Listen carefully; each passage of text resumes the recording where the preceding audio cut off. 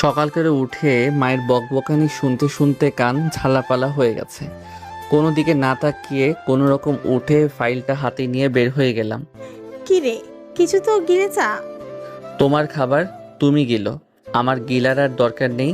ধুরবাল, রোজ রোজ আর এসব ভালো লাগে না, মেজাজটাই খারাপ করে দেয়। নীল নিজেই বক বক করতে করতে রুম থেকে বের হয়ে যায় চাকরি ইন্টারভিউ দেওয়ার উদ্দেশ্যে। বাসা থেকে বের হয়ে সামনের মোড়টা ঘুরেই চায়ের দোকানে বসে। কি গো বেটা, আজকে এই পোশাকে? মামা, আপনি যেমন চা বেচে সংসার চালাচ্ছেন, বউয়ের হাতে মাইর খাচ্ছেন, বকা খাচ্ছেন, এমনভাবে তো আমাকেও সংসার চালাতে হবে। এজন্য চাকরি খুঁজতে বের হয়েছি। এক মিনিট, এক মিনিট, আমি মায়ের খেয়ে তুমি জানলে কিভাবে? এমন পুরুষ দেখাও যে বউয়ের হাতে বকা মাইর খায় না। আমরা কিছু করতে গেলেই নারী নির্যাতন, কিন্তু আমাদের উপরে যে পুরুষ ধর্ষণ করে দেয়, সেই পুরুষের উপরে ধঙ্গরসের কেউ মূল্যায়ন করে না। ওই যে বলে না, জাহাজে জাহাজে ধঙ্গর্ষ। তা বেটা, ঠিক কথা কইছিস তো। তা লাল চা দিব নাকি দুধ চা? তুমি চিনি বাদে একটা কড়া করে দাও তো, জীবনটাই কড়া করে ফেলি। কড়াবিহীন জীবন ভালো লাগে না। আচ্ছা, দিতেছি। এরপর নীল ওখানে কিছুক্ষণ চা খেয়ে তার ইন্টারভিউ দেওয়ার নির্দিষ্ট স্থানের উদ্দেশ্যে রওনা দেয় একটা রিক্সা নিয়ে। মামা 50 টাকা দাও। আহা গো, আমার গায়ে গোয়ালের বাসুর গো, 20 টাকার ভাড়া 50 টাকা চাই। না না, কোনো দিনই সম্ভব না 50 টাকা। আরে ভাই, আমি এখানে নতুন নারে যে আস্ত বড় বাস ধরাই দিবা। ভাড়া দিলে দিবেন 50 টাকা, 1 টাকাও কম হবে না। আমি তোমার গাড়িতে যাব না। আমি যেখান থেকে উঠছি আমারে ওখানে নামাই দিয়ে আসো, আর না হয় এখানে আনার জন্য 20 টাকা ভাড়া দেওয়া লাগবে। ও মা, এ কেমন কথা? জি, এটাই সোজা কথা। খুব দ্রুত আমাকে ওই জায়গায় নামিয়ে দিয়ে আসো, না হয় আমার টাকা দাও, বলে আমি চিল্লাচিল্লি শুরু করে দিলাম। অবস্থা খারাপ দেখে রিক্সাওয়ালা উপায়ন্ত না পেয়ে নীলকে 20 টাকা দিয়ে ওখান থেকে চলে যায়। দেখ শালা, এখন কেমন লাগে? 20 টাকার ভাড়া 50 টাকা চাওয়া, যে যেমন তার সাথে তেমন করতে হয়। আমাদের ভাই নরম মানুষ দেখলেই ডইলা দিতে চায়। আজকে তো শিক্ষা দিয়ে দিলাম, জীবনেও আর কারোর সাথে এমন করবে না। তারপর আমি কোম্পানিতে প্রবেশ করলাম। অফিসটা বেশ বড়, 6 তলা বিশিষ্ট। পরিবেশটা খুব সুন্দর আর গোছালো দেখে আমার খুব পছন্দ হলো। যাক বাবা, এখানে চাকরিটা পাইলেই বাঁচা যাবে। এর আগেও তো 36টা দিয়ে আসলাম ইন্টারভিউ, এত ভালো কোম্পানিতে কি আমার মতো? যাই হোক, বাদ দেই। মনে মনে এসব ভাবতে ভাবতে কোম্পানির ভিতরে প্রবেশ করে। প্রবেশ করতেই যেন সে হালকা করে একটা বাস খায়।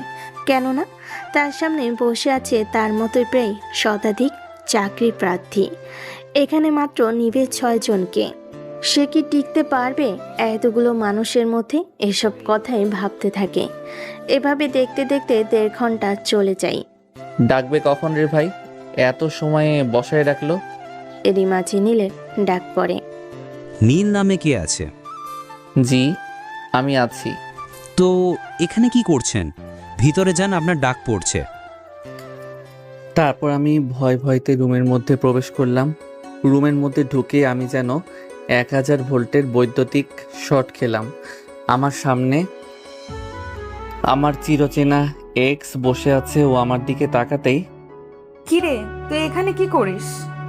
ওরে জন্ডিস, তুই আমার পিছনে পিছনে এখানে চলে আসছিস আমার চাকরি খাইতে? মাই ডিয়ার জন্ডিস, আমি এখন ইন্টারভিউ দিতে আসছি, আমার তো এখনো চাকরি হয়নি। যাওরা চিটার রে, তোর মতো হারামিরে কে চাকরি দিবে? দেখছস কত বড় অফিস আমার, আমার বাবার কোম্পানি। আরে চিটার রে, তুই না বলতি ক্যাম্পাসে থাকাকালীন তোর বাবা বাদাম বিক্রি করে? তোর মতো লোভী ফকিন্নি না রে আমি। আমি বলি আমার বাপের এত এত জিনিস আছে, আর জিনিসের লোভে আমাকে ভালোবাসিস, তা হবে না রে ছোট লোক। Same to you. আহারে নির্লজ্জ বেহায়া ছোট লোক মার্কা জন্ডিস, তুই ভাবলি কি করে তোরে এই আটা ময়দা মাখা বাদরের লেজের মতো সাদা ফকফকা চুল এইরকম একটা জঘন্য মার্কা মেয়ের সাথে আমি, তাও টাকার জন্য? এরা কখনো সম্ভব? কখনো না, কখনো না। তুই আগের মতো এখনো জাউরা আছিস রে। তুই ভাবলি কি করে তোর মতো ছোট লোক রে? তোর সাথে আমার কথা হবে আই টু আই কন্ট্যাক্ট। আশেপাশে 2টা লোককে বের হতে পারো। ওরা বের হবে কেন? যা বললাম তাই করো, কাজ আছে। আপনি একটু বাইরে যান তো, তারপরে দেখতেছি। যারার কথাই আশেপাশে সবাই বাইরে চলে যায়। কথাটা শুনে ইন্টারভিউ রুমে সবাই বাইরে চলে যায়। বাইরে গিয়ে বলতে থাকে নিজেদের মধ্যে, শফিক সাহেব, ওই ছেলেটার কত বড় সাহস, ম্যামের সাথে এইভাবে কথা বললো। কথা বলা দেখে বুঝলেন না তার সাথে ম্যাডামের সামথিং সামথিং? কথাটা একেবারে ভুল বলেননি। হ্যাঁ, অবশ্য তা ঠিক। ওইদিকে সবাই বাইরে যেতেই এখন তোকে আর গ্রহণ করার কোনো জায়গা নেই। অযথা উল্টাপাল্টা কথা কবিতা থাপ্পড় খাবি। দোস্ত, গার্লফ্রেন্ড, বউ, এক্স গার্লফ্রেন্ড, যাই বলিস ভাই, তোর হাতে 2টা জড়াই ধরি। আমার এই চাকরিটা দে ভাই, আমার চাকরিটা খুব প্রয়োজন। এত সময় যে মানুষের মধ্যে পটর পটর করছিলি, সেটার কি হবে? বাইরের মানুষের কাছে আমার একটা প্রেস্টিজ আছে না? তুই তো আমার বেস্ট ফ্রেন্ড একটা সময়, তারপরে কেমনে কি গার্লফ্রেন্ড এটা ওইটা হলো, তা না হয় বাদই দিলাম। তোর মতো নির্লজ্জ আমার এখানে চাকরি নাই। এমন করিস না রে, শোন, এমন করিস না রে, আমার যৌবনের কসম। আমার চাকরিটা খুবই দরকার ডার্লিং। কি কইলি একটু আগে? আমি তোর কোন জন্মের ডার্লিং লাগি রে? Sorry my mistake. দেখতে দেখতে পাসপোর্ট 6 ইঞ্চি এরকম ফর্সা কালারের সুদর্শন ছেলে আর কি পাবি? তুই এরকম বডি বিল্ডার, বডিটা দেখবি তো একটু দেখাই। ভাই, তোর মধ্যে কি কোনো লজ্জা নেই? তোর তো গন্ডারের চামড়া। তোর যতই অপমান করিস, দাঁত কেলিয়ে ভ্যা ভ্যা করে হাসিস। তোর দাঁতের গুষ্টি কিলাই। আমিও সত্যি কষ্ট পাই, মাঝে মাঝে অনেক কষ্ট পাই। কিন্তু তোরে দেখলে তো মনে হয় না তুই কষ্ট পাস। একটা চুমো দিতে দে, তাহলে আমি অনেক কষ্ট পাবো। ওরে, তখন নিউজ হয়ে যাবে। ওরে ব্রেকিং নিউজ, দেশের বিখ্যাত বিজনেসম্যান, ধুরো বিজনেসম্যানের একমাত্র মেয়ে যারা চৌধুরীকে তার অতীতের বন্ধু ওরফে এক্স বয়ফ্রেন্ড চাকরির খোঁজে এসে চুম্মা দিয়ে দিছে। ফাজিল ছেলে, যাবি এখান থেকে। তোর বাড়িতে মা বোন নাই? তোকে কি শিক্ষা দিচ্ছে বেয়াদব? মা বোন বাপ তো শিক্ষা দিয়ে পারে নাই, এখন একটা বউয়ের অপেক্ষায় আছি। এই পশ্চিম দিকে ফিরা করিতেছি, বউ আসলে তার শিক্ষাতে ঠিক শিক্ষিত হয়ে যাব। তুই এখানে ফাজলামো করতে আসিস না, ইন্টারভিউ দিতে আসছিস। যেদিন আমাকে ছেড়ে, সরি আমি তো তোরে ছেড়ে গেছিলাম, সেদিন থেকে ফাইজলামও ছেড়ে দিছি। তবে একটা চাকরির দরকার, এই দেখ আমার সিভি। যত যাই বলিস, আমাদের এখানে তোর চাকরি নাই। তাহলে কি আমাকে দক্ষিণ দিকে ফিরে চলে যেতে বলতেছো সোনা? খবরদার সোনা নামে বলবি না, একদম তোর মুখ দিয়ে যেন না বের হয়। তাই নাকি?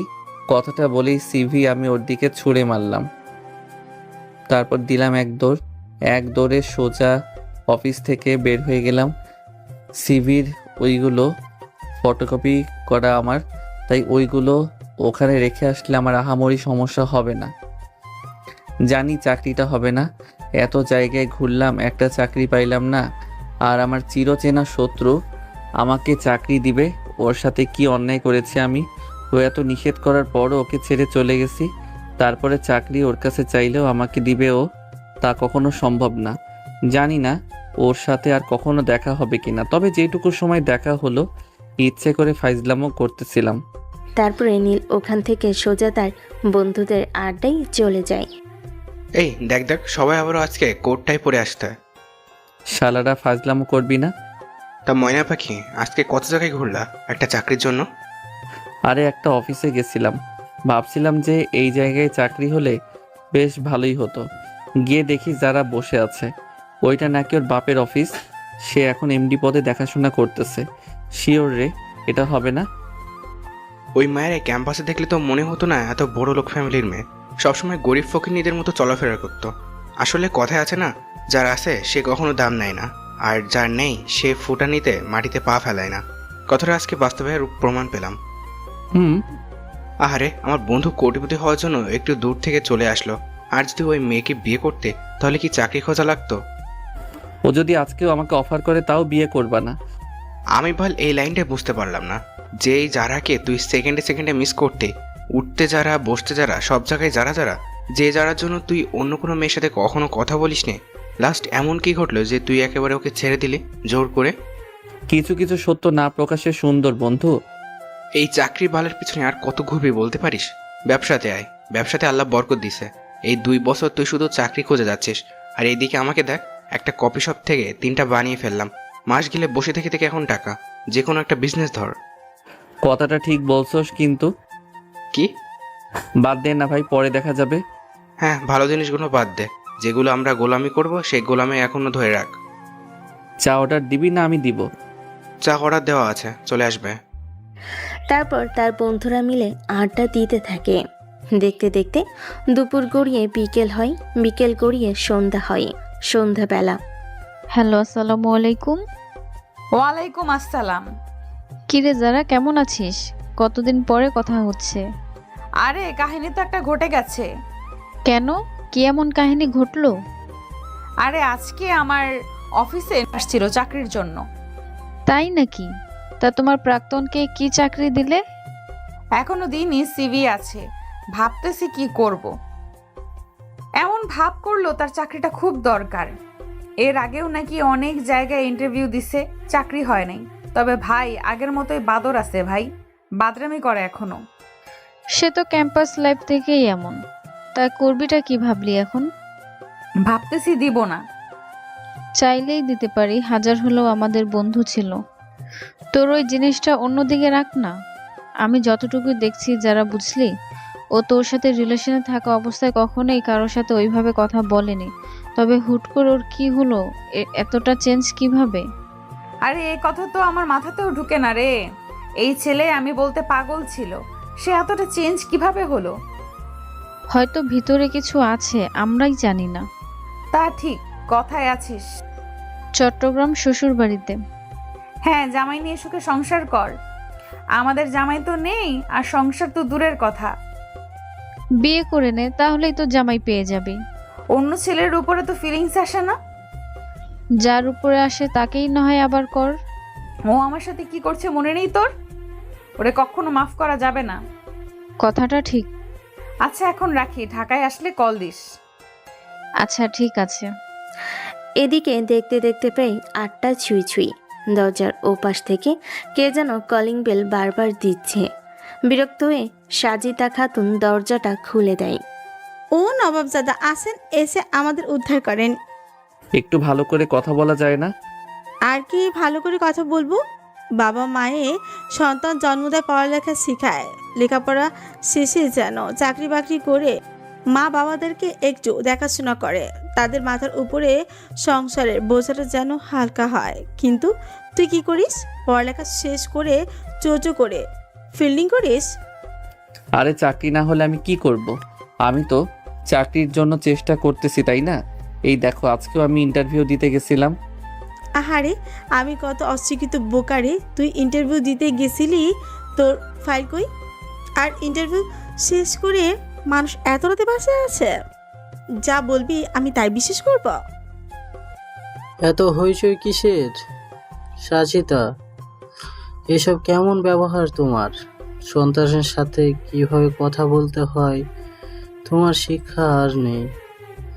ছেলেটা ইন্টারভিউ দিতে গিয়েছিল, ক্লান্ত, সারা শরীর দেখে বোঝা যাচ্ছে। একটা শরবত বানিয়ে দিবে তা না, বরং উল্টাপাল্টা এসব কথাবার্তা বলতেছ।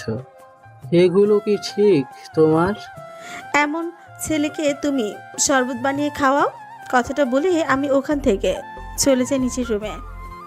মন খারাপ করিস না বাবা, আমাদের ছেলেদের জীবন এমনই, যুদ্ধক্ষেত্র। যা যা যুদ্ধক্ষেত্র তাকে একাই ফাইট করতে হয়। এমন জীবন একটা সময় আমিও পার করে এসেছি। দেখ, আমি হাল ছাড়িনি।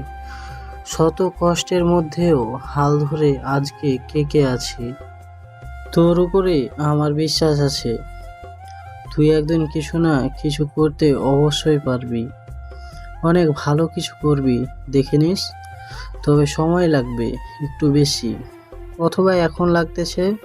যারা ভালো কিছু করে একদিনে তো সম্ভব না, দিনে দিনে একটু একটু করে ঘুরতে ঘুরতে তা হয়। আশাহত হওয়া যাবে না কখনো। একদিন ঠিক সাকসেসফুলের মাথায় তুই থাকবি। বাবা, আমি জাস্ট ক্লান্ত হয়ে যাচ্ছি। আর কবে যে তোমাকে শান্তিতে বসায় খাওয়াতে পারবো? এই বয়সে তোমার এমন কষ্ট দেখতে আমার খুব কষ্ট হয়। চিন্তা করিস না, তোর বাবা তো আছে, তাই না? ভয় পাবি না। আমার ছেলে কখনো হেরে যাওয়ার ছেলে না। একদিন ঠিক তুই পারবি, সফলতা তোর হাতে ডগায় চলে আসবে। তারপর ওখান থেকে গিয়ে হালকা খাবার খেয়ে নীল তার রুমে গিয়ে বেলকনিতে বসে। তার মনের মধ্যে তার মায়ের কথাগুলো বারবার বাজতে থাকে। ভাবতে থাকে ঠিক হয়তো এমন একটা বয়স, এখনো পরিবারের উপরে চলতে হয়। আজকে তার সমবয়সী বন্ধুগুলো কত ভালো ভালো পর্যায়ে, মাস গেলে লাখ লাখ টাকা ইনকাম করে। দুর্ভাগ্যমুখী বলো কোনো বন্ধু বাস্তবতায় সাহায্য করতেছে না। হয়তো তাকে একাই লড়তে হবে, আর এই দুনিয়ার যুদ্ধ একাই যে যার মতো। জিতলে জেতাটা হবে তোমাদের, আর হেরে গেলে শুধু হারটা হবে তোমার, কখনোই তোমাদের না। সফলতার ভাগিদার সবাই হতে চাই, কিন্তু ব্যর্থতার ভাগিদার কেউ হতে চায় না। যাই হোক, এভাবে চলে যায় 3টা দিন। প্রতিনিয়ত নীলের সাথে যা ঘটে, এই 2টা দিনে সম্পূর্ণ একই অবস্থা। আশা করি আপনারাও বুঝে গেছেন। কি গো বাতিজা, চাকরি হলো? চাচা, এখন পর্যন্ত না, তবে ভাবতেছি তোমার পাশে একটা চায়ের দোকান দিব। তোমার ব্যবসার লাল বাতি ধরবে। না গো বেটা, এই কাজ করো না, আমার পরিবার না খেয়ে মরবে। তাহলে আমার চুল পাকাওয়ালা চাচা চাকরি পেলে তোমাকে জানাবো না? অবশ্যই জানাবো। তবে কাটা ঘায়ে নুনের ছিটা কেন দাও? দোকান আমি দিবই। তখনই আমার মোবাইলটা বেজে ওঠে। মোবাইলটা হাতে নিতেই দেখে আননোন নাম্বারে একটা নাম্বার। আমি আর দেরি না করে ফোনটা রিসিভ করলাম। মিস্টার নীল খন্দকার বলেছেন? জি জি, নীল খন্দকার বলছি। আমাদের আইকন ইন্ডাস্ট্রিয়াল অ্যান্ড লিমিটেড কোম্পানিতে সম্ভবত 2-3 দিন আগে আপনি একটা ইন্টারভিউ দিয়েছেন। ভাগ্যক্রমে আপনি ওই জায়গায় টিকে গিয়েছেন। আপনি চাইলে আগামী সপ্তাহ থেকে জয়েন করতে পারেন, কিন্তু কালকে এমার্জেন্সি আপনাকে চাকরি করতে হলে কোম্পানিতে আসতে হবে। হ্যাঁ হ্যাঁ, আমি চাকরিটা করব। আচ্ছা ঠিক আছে, আমি কালকে আসবো। ভাবো, আর যাই করো দোকান কিন্তু দিও না। তাহলে 11টা চা হইছে, ওই চায়ের বিল ছেড়ে দাও, তাহলে দোকান দিব না। আচ্ছা ঠিক আছে, তোমার যা পাওনা ছিল সব ছেড়ে দিলাম, তাও তুমি দোকান দিও না। আচ্ছা ঠিক আছে। তারপর কি রে, এত এমার্জেন্সি কল দিলি? কিছু কি হয়েছে? বড় কিছু হয়েছে। কি এমন হয়েছে যে এত এমার্জেন্সি? আরে ওই যে যারার অফিসে কল দিয়েছিলাম না, একটু আগে আমাকে কল করে জানালো ওখানে নাকি আমার চাকরি হয়েছে। আরে এ তো খুশির খবর, কংগ্রেচুলেশন দোস্ত। আরে জিনিসটা বুঝতে পারছিস তোরা? ওর ওখানে চাকরি করা মানে একটু বোঝার চেষ্টা কর। ওই কি এমনি এমনি আমাকে চাকরি দিয়ে দিবে? হতে পারে একটা বিষয় ভুল বোঝাবুঝি হচ্ছে। তার আগে তো আমরা ফ্রেন্ড ছিলাম, তাই না? বন্ধুত্বের খাতিরও দিতে পারে, এত ভয় পাওয়ার দরকার নেই ভাই। আচ্ছা আপাতত জয়েন তো করি, দেখি কি হয়। হ্যাঁ, আমিও এটাই বলছি, ভালো লাগলে করবি, না গেলে বাদ। এত ভয় পাওয়ার দরকার নেই, সব ভালোভাবে হবে। বাবা, তুমি চাকরি পেয়ে গেছো, তোমার তো আর দোকান দেওয়া লাগবে না, তাহলে চায়ের বিলটা দিয়ে দিও। হ্যাঁ আচ্ছা চাচা, দিয়ে দিব। আমি তো মজা করছিলাম তোমার সাথে। খারাপ হতে পারি, কিন্তু আমার যৌবনে কলঙ্কের দাগ নেই। শালা তুই একটা জিনিস রে মামা। আদা পটল যাই আছে ওইসব বাদে সব কিছুই ধরতে পারিস। তারপর তারা ওখানে খানিকক্ষণ আড্ডা দেয়। আড্ডা দিয়ে যে যার বাসায় চলে যায়। দুপুর 2টা কিংবা এর একটু আশেপাশে হবে। কি রে ভাইয়া, এত সকাল সকাল বাড়িতে ফিরলি যে? কেন আগে আসতে পারি না? যে ভাইয়া আমার সন্ধ্যার আগে বাড়িতেই ফেরে না, সেই ভাইয়া আমার এত সকালে বাড়িতে? বোন, তোর ভাইয়ের চাকরি হয়ে গেছে। কি বলিস, সত্যি নাকি? পরশুদিন একটা ইন্টারভিউ দিলাম না, ওখানে চাকরি হয়ে গেছে। একটু আগেই কল দিছে। স্যালারি কত ভাইয়া? এই ব্যাপারে কোনো কথা হয় নাই, কালকে গিয়ে সব কিছু কথা হবে। দাঁড়া, আমি সবাইকে বলে আসি, এত খুশির খবর। মা, মা, ও মা। কি ব্যাপার, এত চিল্লাচিল্লি করতেছিস কেন? ভাইয়া তো চাকরি হয়ে গেছে। তাই নাকি? সত্যি? হ্যাঁ মা, পরশুদিন ইন্টারভিউ দিল না, ওই জায়গায় চাকরি হয়ে গেছে। হ্যাঁ বাবা বলো। কই আছো বাবা এখন? সেখানে থাকি বাবা কাজে। আজকে থেকে তোমার আর কোনো কাজ করা লাগবে না। একই কথা, আমি কাজ না করলে পরিবার চলবে কিভাবে? বাবা আমার চাকরি হয়ে গেছে। কথাটা বলে নীল হাউমা করে কান্না করে ওঠে। এদিকে তার বাবা কান্না করে দেয়। আজকে কান্নার দিন না বাবা, আজকে খুশির দিন। আমি জানতাম একটা সময় আমার ছেলে পারবে। আজকে আমার থেকে খুশি আর কেউ নেই এই পৃথিবীতে। সবাইকে মিষ্টি খাওয়াতে হবে, তো দাঁড়া আমি এক্ষুনি মিষ্টি আনছি। আচ্ছা আস্তে আস্তে আসো, তাড়াহুড়ো করে না, দেখে শুনে আসবে। গাড়ি ঘোড়া। আচ্ছা বাবা তুই চিন্তা করিস না। নীল, কই তুই? নীল বাবা আমার। হ্যাঁ মা বলো। শুনলাম তুই নাকি চাকরি পেয়েছিস। তা মাকে কি একবার বলতে ইচ্ছে করে না? এখনই বলতে যেতাম না। নীলের মা নীলের কপালে একটা চুমু এঁকে দেয়। এই না হয় আমার ছেলে। আমি জানতাম আমার ছেলে একবার না হলেও 10 বার পারবে। তোকে নিয়ে গর্ব করি বাবা। আমার ছেলে তুই, আমার ছেলে। সারাদিন রোদ থেকে আসছিস, দাঁড়া এক গ্লাস শরবত নিয়ে আসে। নীলের মা রান্নাঘরে শরবত বানাতে চলে যায়। সোনিয়াও তার পিছনে পিছনে যায়। নীল বেলকুনিতে এসে বেলকুনির রড ধরে সূর্যের দিকে তাকায়। সূর্যের আলো তার গায়ে কেমন যেন ঝলসে দিচ্ছে। হাতে পায়ের পশম খাড়া হয়ে যাচ্ছে। আরান মনে মনে ভাবতে থাকে, পৃথিবী কতই অদ্ভুত। 2 দিনের ব্যবধানে একই সম্পর্ক, আকাশ পাতাল পার্থক্য। সবাই সাফল্য ছেলে খোঁজে, কিন্তু ওই ছেলেকে সাফল্য করা পর্যন্ত তার পাশে থাকে না। আমার নিজের মা আজকে আজকের এই ব্যবহারটা যদি আগের দিনগুলোতে পারতাম, তাহলে আমাকে অঝরে এতটা কাঁদতে হতো না।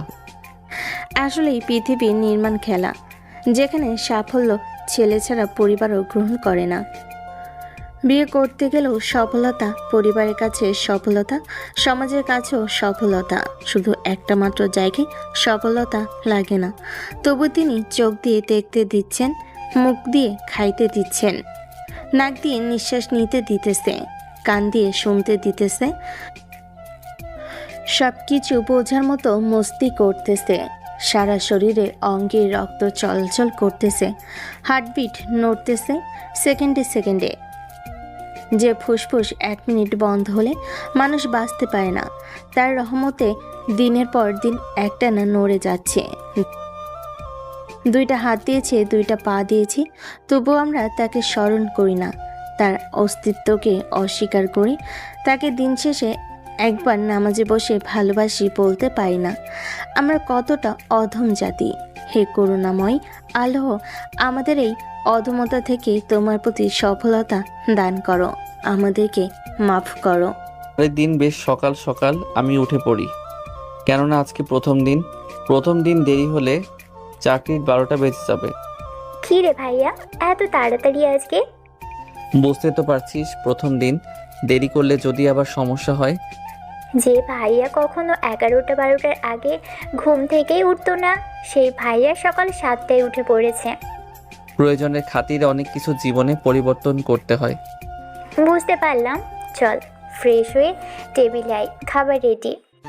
এত সকাল সকাল আমার জন্য কে করলো? কেন আম্মু? জি আম্মু। সকাল সকাল তো দূরের কথা, 11টা 12টার দিকে খাবার দিতে চাইতো না সে, এখন এত তাড়াতাড়ি?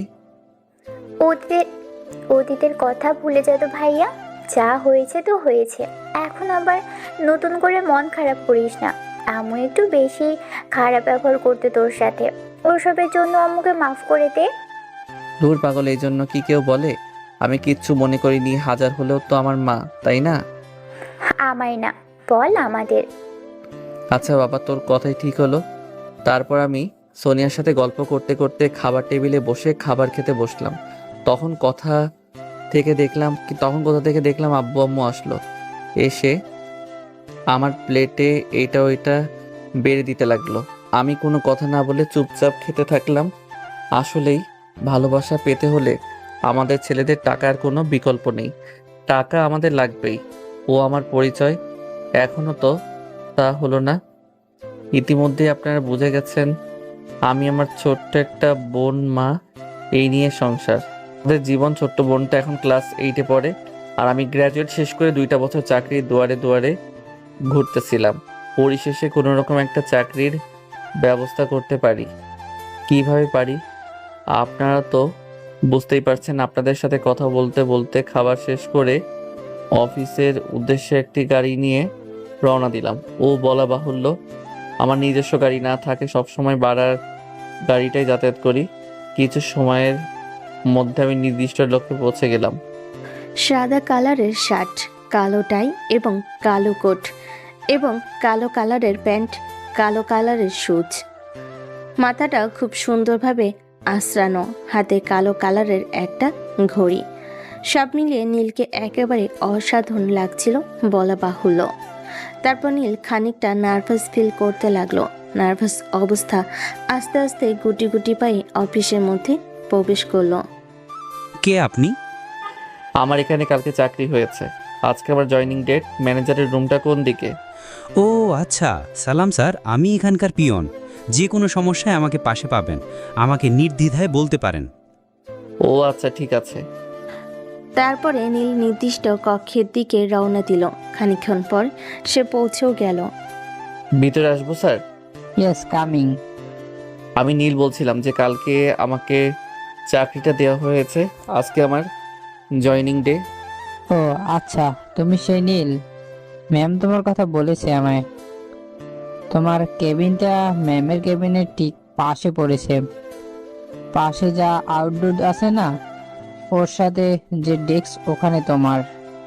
কিন্তু স্যার, যেই দিন আসার সময় ইন্টারভিউ আমি দিয়েছিলাম ওই দিন তো এখানে কোনো ডেক ছিল না। কোথায় কখন কি থাকবে আর থাকবে না সেটা তোমার দেখার বিষয় না। Yes sir. তোমার কাজ ম্যাডাম বুঝিয়ে দেবে। আচ্ছা। নীল বিড়বিড় করে বলতে বলতে তার ডেস্কের দিকে যেতে থাকে। শালা খাটাস কোথাকাররা, সবগুলোই শালা 2 নাম্বার। বুদ্ধি করে পেটিটার সামনে আমার ডেস্কটা দিছে যাতে আমাকে জ্বালাতে পারে। আমি কি এসব বুদ্ধি বুঝি না? সবই বুঝি, সবই বুঝি। তবে তুমি নীলকে চিনো না মনা, একেবারে জায়গা মতো সিল মেরে দিব। আহা হা হা হা। কি ব্যাপার, একা একা মিট মিট করে হাসতে হাসতে কোথায় যাওয়া হচ্ছে? আর কে বা তুমি? তোমাকে কি জিন ভূতে আসর করছে নাকি? হুট করে অপরিচিত মেয়ের কণ্ঠে কথাটা শুনে হকচকিয়ে ওঠে নীল। এই যে মিস্টার, কথা বলেন না কেন? কি কথা বলবো? আলু, বেগুন, টমেটো, বাঁধাকপি, ফুলকপি এইগুলোকে বলে নাকি কেউ? কেন, বাজার করতে গেলে বলে না বুঝি? বলে, তারপর এখানে কি কি মানে? তুমি কি নতুন জয়েনিং করছো নাকি? জি হ্যাঁ, আজ থেকে জয়েনিং করলাম। তবে এখন পর্যন্ত জানতে পারলাম না আমার স্যালারি কত। এটা আবার কেমন জব? পাগল তুমি না আমি? তুমি চাকরি করার আগে ভালো করে খোঁজ খবর নিবে না যে তোমার স্যালারি কত? কথাটা তুমি দারুণ বলছো। আমার তো খোঁজ খবর নেওয়ার দরকার ছিল। দাঁড়াও আমি দেখতেছি। কথাটা বলে তার সাথে কথা না বলে আমি তাড়াহুড়ো করে নিজের ডেস্কের দিকে চলে গেলাম। ছেলেটা চলে যাওয়ার পরে আমি পেছন ফিরে তাকাতে ডান দিকে হক চেঁচিয়ে উঠলাম। তখনই পরপুরুষের সাথে কথা বলতে খুব দারুণ লাগে। আমার কোম্পানিটি কি প্রেমের লীলা খেলা করার জায়গা? ম্যাডাম, তেমন কিছু না, আপনি ভুল বুঝতেছেন। বুঝাবুঝি পরের হিসাব।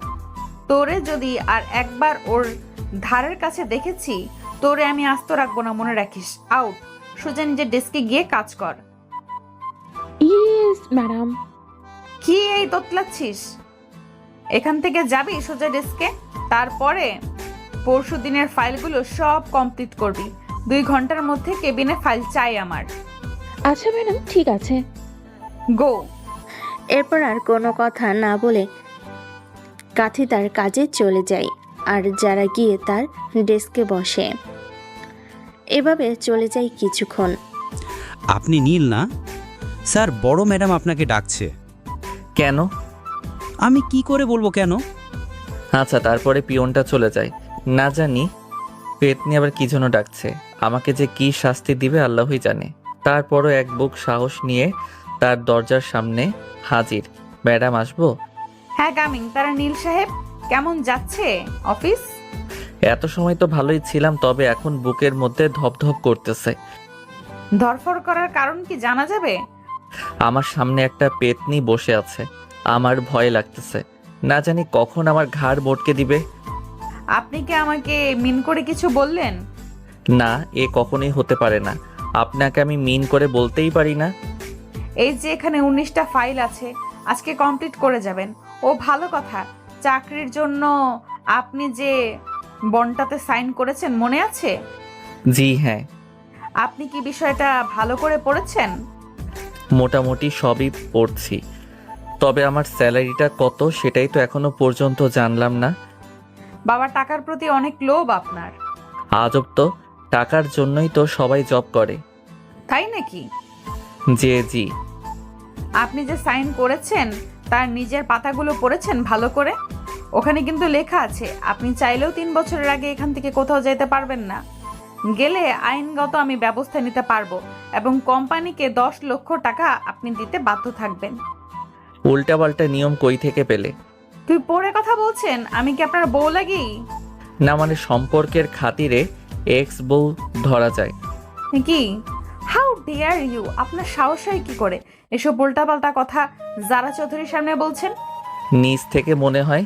স্যালারি 25,000 টাকা বেসিক, কাজ করলে আস্তে আস্তে বাড়বে। একটু কম হয়ে যায় না? আমার কিন্তু একটা কোটা আছে, সেই খাতির একটু বেশি উপায়। এর মানে বুঝলাম না, আপনার কিসের কোটা? এই যে একটা সময়ে তুমি আপনি আমার এক্স গার্লফ্রেন্ড ছিলেন, এখন অফিসের বস হয়ে গেলেন। একটা প্রশ্ন আমার মাথায় সারাক্ষণই ঘুরপাক খায়। আপনি এত বড় একজন বিজনেসম্যানের মেয়ে, ক্যাম্পাসে দেখলে মনে হতো আপনি ফকিন্নির নাম্বার 1। ওইভাবে চলাফেরা এর মানে কি ছিল? কেন বড়লোক সেরির লগে প্রেম করতে খুব ভালো লাগে? টাকা পয়সার অনেক লোভ বুঝি? মোটেও এমনটা না, আপনার এই তিলটা সেই লাগে। যতই তুমি লাইন মারার চেষ্টা করো, গাড়ি কিন্তু জ্যাম। আজকের মতো এই সব অ্যালাউ করলাম, আর একবার যদি উল্টাপাল্টা এসব কথাবার্তা শুনি তাহলে খুব খারাপ হয়ে যাবে। আচ্ছা। না পারবেন অন্য জায়গায় চাকরি করতে, না পারবেন চাকরি করে স্যালারি, না পাবেন চাকরি করে স্যালারি, এবং আপনার বিরুদ্ধে আইনগত ব্যবস্থা নিব। তুই এত জন্ডিস মার্কা জল্লাদ কেন বলতে পারিস? শালা কোল্ড কফি। এই ছোট লোকের বাচ্চা, কি বুঝলি তুই? কথাটা বলে ঠাস ঠাস করে একটা চড় মেরে দিলাম। নীল যেন আটকে উঠল। তার কল্পনার বাইরে ছিল এমন ঘটনা ঘটবে যে যারা নিজের গায়ে হাত দিবে।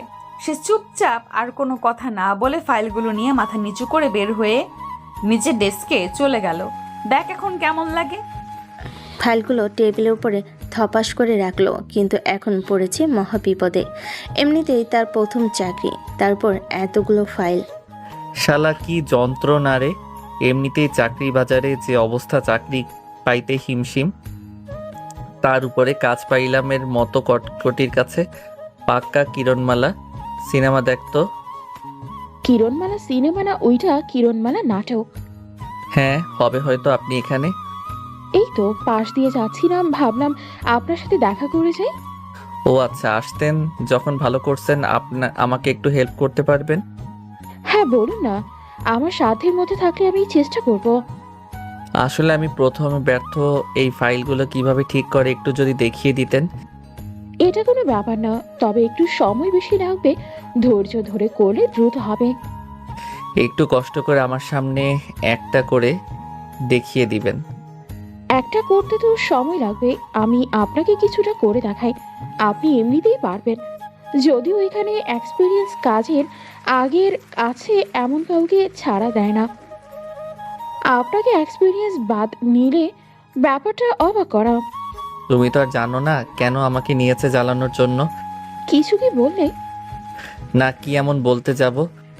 এই দেখো, লাইন ব্রেক এটা এইভাবে দিয়ে এভাবে করতে হবে, তারপর ডিজাইনগুলো এরকম করতে হবে, তারপরে এটা ওপরে দিয়ে দিই, নিচে হালকা ডাউন। ক্যাথি এইভাবে নীলকে শেখাতে থাকে। কিছুক্ষণ বাদে, বুঝতে পারছো তুমি? হ্যাঁ হ্যাঁ বুঝতে পারছি। ম্যাডাম আপনি এখানে? আমার বুঝতে সমস্যা ছিল, তাই বুঝতে পারছি। এটা কি প্রেম করার জায়গা? এক থাপ্পড়ে দাঁত ভেঙে ফেলবো, বেয়াদব মেয়ে কোথাকার। এইটা হলো সেকেন্ড ওয়ার্নিং। ফার্দার তৃতীয়বার যদি এমন কিছু দেখেছি, কোম্পানি থেকে আউট করে দেব। ম্যাম, আপনি হয়তো ভুল বুঝছেন। আসলে এনার আগের এক্সপিরিয়েন্স নেই, কিভাবে কাজ করতে হবে বুঝতে পারছিল না। আমাকে অনুরোধ করলে একটু দেখানোর জন্য আমি শুধু সাহায্য করছিলাম। ওর কোনো দোষ নেই, আসলে আমি বুঝতে পারছিলাম না এগুলো, তাই ওনার থেকে হেল্প নিলাম। এখানে নেওয়া নেই, এর কোনো সুযোগ নেই।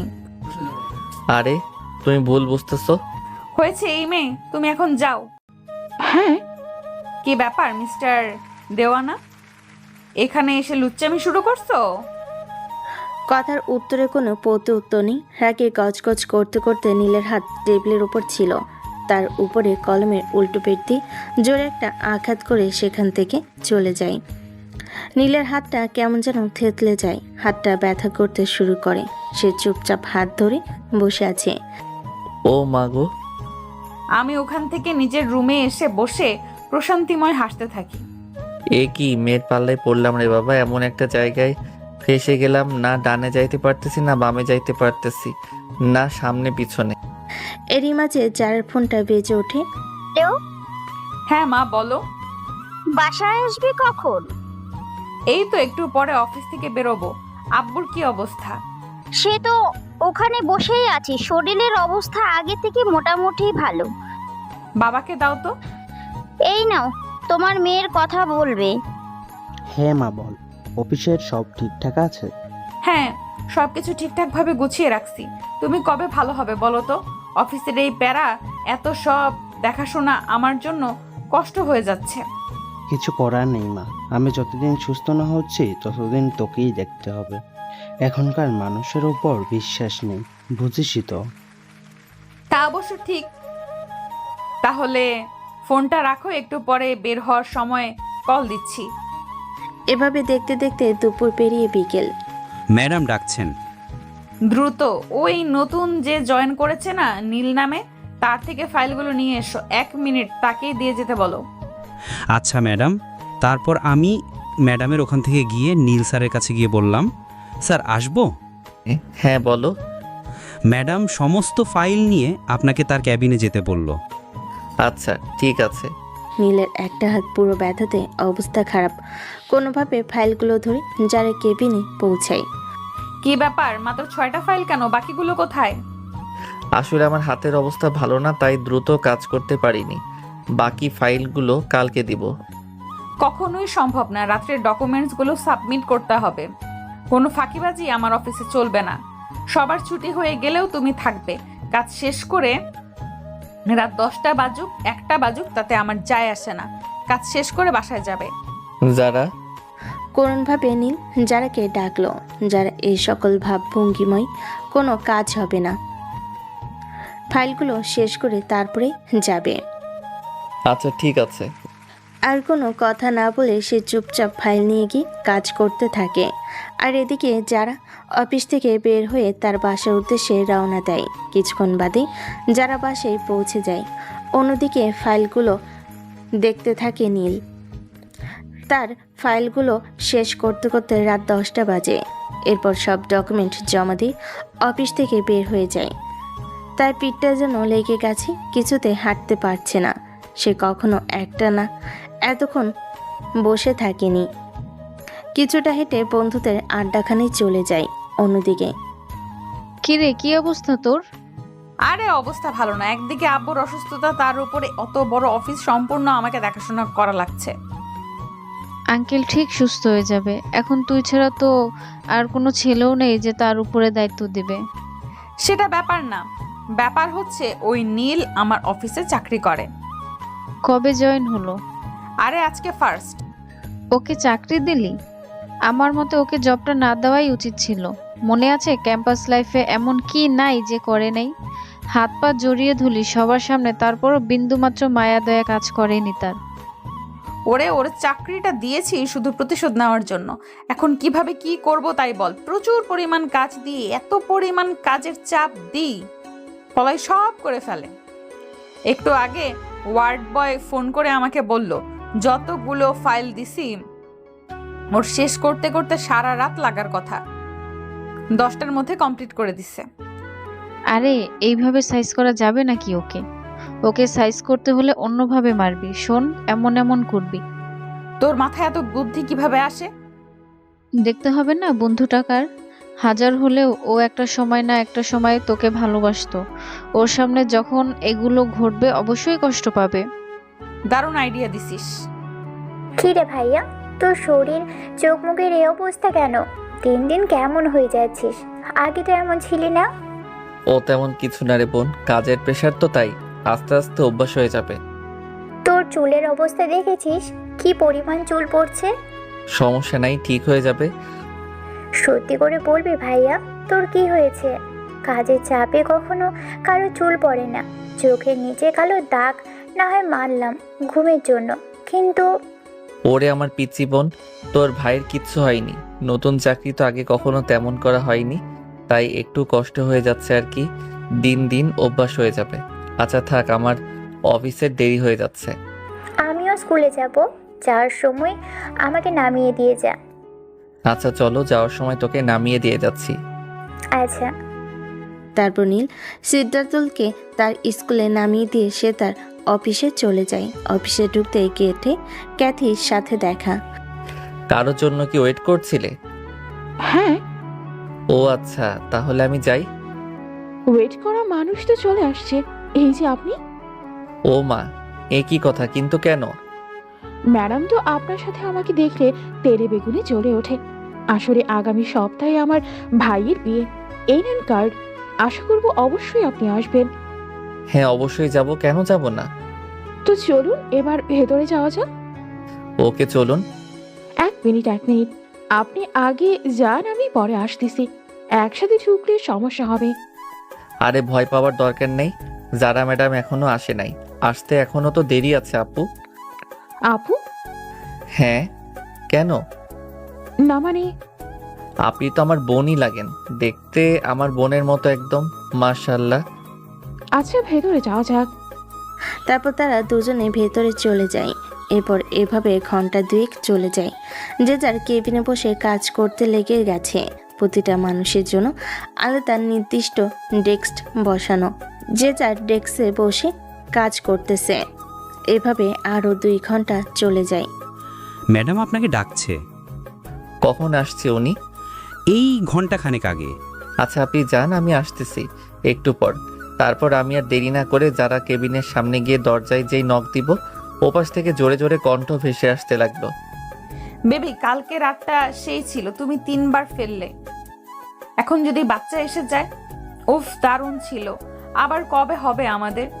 তোমাকে যে কেন আগে থেকে পাইনি, তাহলে আমি প্রতিদিন সুখ নিতে পারতাম। কেন যে ওই আবালের প্রেমে পড়েছিলাম? কেন আগে আসলি না রে তুই? কেন আগে আসলে না তুমি? তোমাকে আজ আর আমি অসহায়। এখন না তোমার ওইটা দেখতে ইচ্ছে করছে। একটা পিক তুলে দাও, আমাদের বিয়ে হোক আর না হোক, দুজন দুজনের মতো মজা করে যাই। কতগুলো শুনে নীলের মাথায় যেন আগুন ধরে যায়। সে জোরে দরজা এক ধাক্কা দিয়ে ভিতরে ঢুকে, তারপর তার সামনে থাকা চেয়ারটা উপরে তুলে ছুঁড়ে মারে। কাছের জানালে লেগে চুরমার করে কাজগুলো ভেঙে যায় আর বলতে থাকে, বেয়াদবের বাচ্চা, তোরে আমি পবিত্র ভাবতাম। তুই ছেলে, আমার পবিত্র ভালোবাসা। কখনো তোর হাতটা ধরে আমি অপবিত্র করিনি। সেই তুই কিভাবে পাইলি একটা ছেলের সাথে এভাবে ফষ্টি করতে? আমার ভালোবাসার এই প্রতিদান কি করে পারলি তুই এমন জঘন্য কাজ করতে? এটা তোর বাপের জায়গা না এমন। এবার আর নিজেকে সামলাতে পারলাম না, ঠাস ঠাস করে ওর গালে 4টা চড় মেরে দিলাম। আমার শরীরের সমস্ত শক্তি দিয়ে ওকে চড় মারলাম। ফলাফল স্বরূপ ও গাল কেটে রক্ত পড়তে থাকে, ঠোঁট দিয়ে ছুঁয়ে ছুঁয়ে। ও মাগো, ছোট লোকের বাচ্চা, কত বড় সাহস! আমাকে মারলি তুই? এই, তোর সাথে আমার কি আছে? আমার যখন ইচ্ছা যা ইচ্ছা তাই করব, তোর কি? আমি একটা কেন 100 ব্যাটার সাথে শুয়ে থাকবো, তাতে তোর কি যায় আসে? তুই বাধা দেওয়ার কে? মনে নেই তোর? আর আমার মধ্যে বিচ্ছেদ হয়ে গেছে অনেক আগে। আমি করতে গিয়েছিলাম না তুই করেছিস? কতবার তোকে নিষেধ করেছিলাম, তুই শুনেছিলি আমার কথা?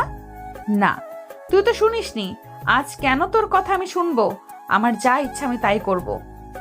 কথাগুলো শুনে পাশে থাকা কাছের আরেকটা জানালায় নীল একটা ঘুষি মারে। এবার তার ঘুষির ফলে জানালা ভেঙে যায় আর তার হাত কেটে টপ টপ করে রক্ত পড়তে থাকে। সে আর কোনো প্রত্যুত্তর করে না, চুপচাপ নিজের ড্রেসকে চলে যায় এবং টেবিলের সাথে মাথা নিচু করে চেয়ারে বসে কান্না করতে থাকে।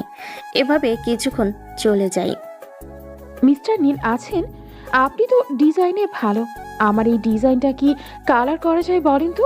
তখন আমি মাথা তুলে ক্যাথির দিকে তাকালাম। এ কি, আপনার চোখে পানি কেন? ওমা, হাতে কি অবস্থা? এভাবে রক্ত বের হলে একটু সময় রক্তের শূন্যতায় মারা যাবেন আপনি। আমি আমার ওড়না থেকে একটা সাইড কিছুটা অংশ নিলাম, তারপরে তার হাতটা জোর করে বেঁধে দিলাম। আপনাকে এক্ষুনি হসপিটালে যেতে হবে। সে তখন কোনো উত্তর না দিয়ে আমাকে পাশ কাটিয়ে উঠে ওখান থেকে চলে গেল। আমি অপলক দৃষ্টিতে তার চলে যাওয়ার দিকে তাকিয়ে আছি। আমি ওখান থেকে উঠে যে বাইরে আসতে যাব, আমার সামনে ম্যাম পড়ে। নীল কোথায়? জানি না ম্যাম, কিছু কি হয়েছে? দেখলাম নীল কান্না করতেছিল। আমি শুনেছি ছেলেরা কখনো কান্না করে না, কিন্তু যখন কষ্টের মাত্রা অতিরিক্ত বেড়ে যায় তারা নিজেকে ধরে রাখতে পারে না, না চাইতেও কান্না করে দেয়। তবে আজকে নীলের কান্না দেখে আমি সত্যি হতবাক। আজ ওর হাত দিয়ে প্রচুর পরিমাণে রক্ত বের হচ্ছিল। তাড়াহুড়ো করে আমি আমার ওড়নার একটা সাইড কিছু কাপড় ছিঁড়ে বেঁধে দিয়েছি। ওনাকে হাসপাতালে যাওয়ার কথা বলে উনি উঠে কোথায় যেন চলে গেল। ম্যাম, আপনার ঠোঁট দিয়ে তো অনবরত রক্ত পড়তেছে। ও আচ্ছা, কথাটা বলে আমি পাশ কাটিয়ে বের হয়ে গাড়িটা হসপিটালের উদ্দেশ্যে রওনা দিলাম আমার ঠোঁটের রক্ত বন্ধ করার জন্য। চেপে ধরে রাখা বন্ধ হচ্ছে না, মনে হয় গভীর ক্ষত হয়ে গেছে।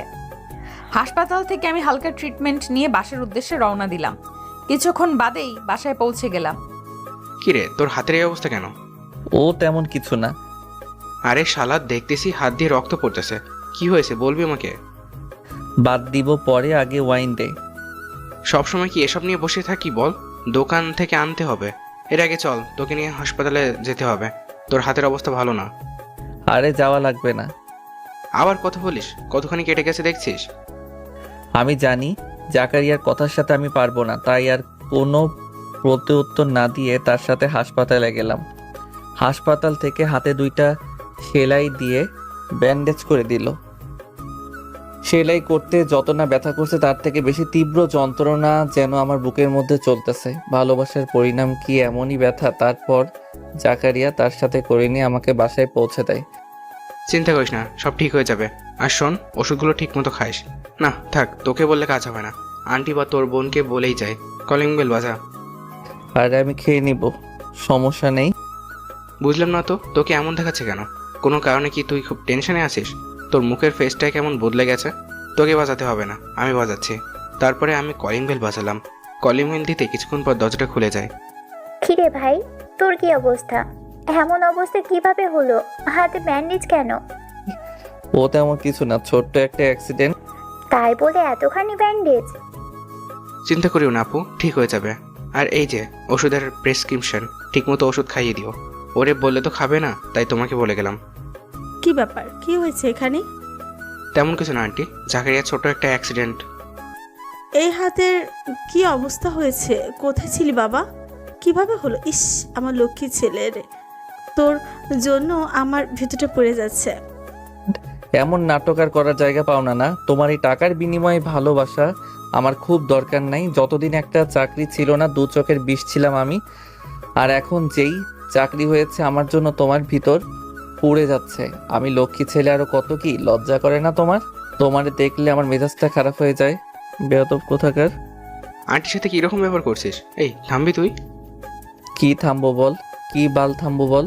এই থামতে থামতে জীবনটা আমার থেমে গেল। কথাটা বলে রাগ করে আমি উপরে চলে আসলাম। আন্টি, আপনি কিছু মনে করবেন না। আসলে ওর মন মেজাজ ভালো নেই, তার উপর একটা অ্যাক্সিডেন্ট। সব মিলে ও ডিপ্রেশন থেকে কি বলছে তার ঠিক নাই। না বাবা, আমি কিছু মনে করিনি। তারপর আমি ওখান থেকে চলে আসলাম। তারপরে বাসার দিকে রওনা দিলাম। জাকারিয়া চলে যায় তার বাসায়। এদিকে সিদ্রাতুল তার মাকে সান্ত্বনা দেওয়ার ট্রাই করতেছে। তার ছেলের এমন কথাগুলো যেন কিছুতেই হজম করতে পারছে না। তখনই কি হয়েছে রে, তোর মার এত মন খারাপ কেন? সিদ্রাতুল সবকিছু তার আব্বুকে খুলে বলে। ঠিকই তো আছে, কেন ছেলেপেলের আরেকটু সময় দেওয়া যায় না? সারা জীবন শুধু খোটার উপরে রাখবা? কাজ শেষ বয়সে তোমাকে মধুর মধুর কথা বলবে, তুমি আশা করো কিভাবে? লজ্জা করে না? ভাগ্য ভালো আমাদের ছেলেটা ভালো, আর একটু সময় দিতে তুমি কি ভুলে গেছো প্রতিনিয়ত ওর সাথে কি ব্যবহার করছো? যে ব্যবহার করে সে ভুলে গেলেও যার সাথে ব্যবহারটা হয় সে কখনো ভোলে না। তাই কথাবার্তা বললে হিসাব করে বলা উচিত। তুমি এখন আমাকে কথা শোনাচ্ছ? এই বাসায় আমার শান্তি কোথায়? আমি না থাকলেই হয়তো ভালো হতো। তারপর নীলের মাতা নিজের রুমে চলে যায় কান্না করতে করতে। অন্যদিকে বাবা বাবা কোথায় তুমি? ওপরে মা, কি হয়েছে? আমাদের কোম্পানির একটা এমপ্লয়ের আজ। সেটা পরে বলি, আগে বল তোর ঠোঁট কেন কাটলো আর মুখে কেমন ফোলা ফোলা লাগছে, কি হয়েছে মা তোর? বাড়ির বাইরে থেকে চিৎকার করতে করতে ভেতরে আসলি, কি হয়েছে বলবি তো? আমার মেয়ের কি হলো গো, হায় আল্লাহ গো। নাকি কান্না থামাবা তুমি? কি হয়েছে বলবি তো? আমাদের কোম্পানিতে নতুন কিছু লোক নেওয়া হয়নি, ওখান থেকে একটা ছেলে আমার গায়ে আজকে হাত তুলেছে। কি? হ্যাঁ বাবা, আমি কি করতাম? এতগুলো মানুষের মধ্যে একটা মেয়ে। অফিসের মধ্যে আর কেউ ছিল না? এত এত টাকা মাসে বেতন দেওয়া হয় সবাইকে, কেউ কি এর প্রতিবাদ করেনি? সবগুলোকে বের করে দিব। কত বড় স্পর্ধা, আমার মেয়ের গায়ে হাত দেয়! জীবনে প্রথম শুনলাম কোনো কর্মচারীরা তার ম্যাডামের উপরে হাত তুলেছে। 1 মিনিট দাঁড়া তুই। শিকদার সাহেব পকেট থেকে ফোন বের করে কাকে যেন কল করে আর বলতে থাকে, ইন্সপেক্টর তরুণ, আপনি কোথায় এখন? আরে শিকদার সাহেব যে, কি মনে করে আজ আমাকে কল করলেন? কিভাবে সাহায্য করতে পারি আমি? কোথায় আছেন আপনি এখন? আমি তো থানাতেই আছি। একটা ছেলে আমার মেয়ের গায়ে হাত তুলেছে, ছেলেটাকে তুলে নিয়ে গিয়ে এমনভাবে মারবেন যেন ভবিষ্যতে কারোর সাথে এমন করতে গেলে দুবার ভাবে। অবশ্যই শিকদার সাহেব, ছেলেটার ঠিকানা দেন। ঠিকানা জানিস না ওর?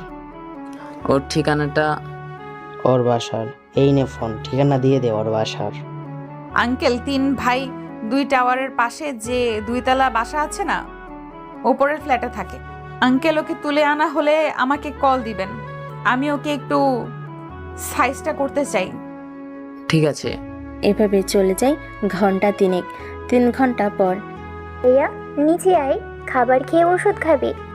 আমার ডান হাত কাটা, কিভাবে খাবো? পাগল বোন আমার, চল। ভাইয়া শোন, আম্মুই না তখনকার ব্যবহারের জন্য অনেক কষ্ট পাইছে। তুই আম্মুকে একটু সরি বলে দিস। তখনই ব্যবহার করে আমারও মনের মধ্যে কেমন যেন করতেছিল। দেখি নিচেই তো চাল। তারপরে নীল আর তার বোন নিচে যেতেই দেখে তার মা বাবা প্লেটে খাবার পাকতেছে।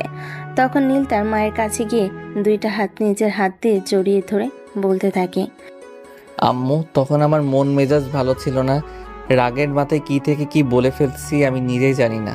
আমাকে মাফ করে দাও আম্মু, এমন ব্যবহার আমিও চেষ্টা করব নেক্সট টাইমে না হয়।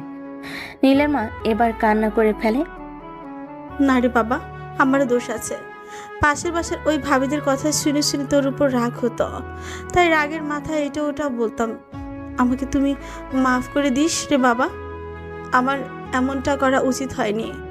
এ কি মা, তোমার চোখে পানি? আমি কিছু মনে করিনি, আগে যা হয়েছে ভুলে যাও। আর ওই ভাবি নাকি আমাদের ভালো চাই? বলো, আমরা একটু ভালো থাকলে তাদের হিংসা হয়, তারা জ্বলে পুড়ে যায়। যতটা পারবা তাদেরকে এড়িয়ে চলবা। এই প্রতিবেশী নামক ভাইরাসটা আমাদের সমাজে সর্বোচ্চ ছড়িয়ে গেছে। কথাটা তুই ঠিকই বলেছিস রে বাবা, খেতে পায়, খাবার পেরে দি। তারা যখনই একসাথে বসে খাবার খেতে যাবে তখনই কলিং বেল বেজে ওঠে। কলিং বেলের শব্দ শুনে এই সময় আবার কে আসলো? দাঁড়াও বাবা, আমি দেখছি। কথাটা বলে আমি গিয়ে দরজাটা খুলে দিলাম, কিন্তু আমি তো আমার চোখের সামনে যা দেখলাম তা দেখে যেন অবাক হয়ে গেলাম। কেননা আমার সামনে পুলিশ দাঁড়িয়ে আছে, 7 থেকে 10 জন। কোনো কথা না বলে জোর করে রুমের মধ্যে ঢুকে পড়ল। হুট করে রুমের মধ্যে এতগুলো পুলিশ ঢুকতে দেখে আমি যেন অবাক হয়ে গেলাম। আমি খাবার প্লেট রেখে উঠে দাঁড়ালাম।